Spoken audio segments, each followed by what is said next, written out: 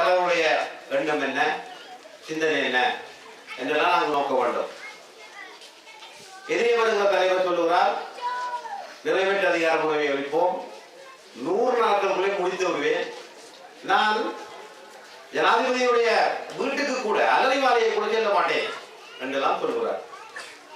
ஏனென்றால் அரசியல் படித்த அரசியல் வாசித்தவர்களுக்கு தெரியும், இந்த நாட்டிலே இதற்கு முன்னர் வந்த பொன்சேகா இருக்கலாம், சந்திரிகா மேலா இருக்கலாம், பலர் இந்த விஷயங்களை பேசி முடித்திருக்கிறார்கள். யாருமே நாம் அமுலாக்கியது கிடையாது.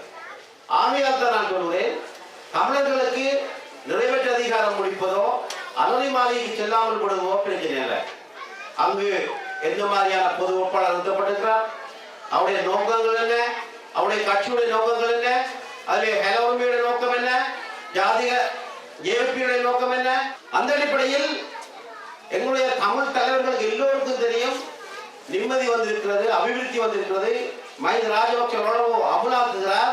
அவர் வேறு விஷயங்களுக்கெல்லாம் அஞ்சாமல் அமுலாக்குற ஒரு மனிதன் எல்லாருக்கும் தெரிந்தாலும், எங்களுடைய சார்பாக இருக்கிற சில குழப்பக்காரர்கள் அவரை பழிவாங்க வேண்டும் என்கிற ஒரு நோக்கத்துக்காக மாத்திரம் அவரை எதிர்க்க வேண்டும் என்று சொல்லுவார்கள்.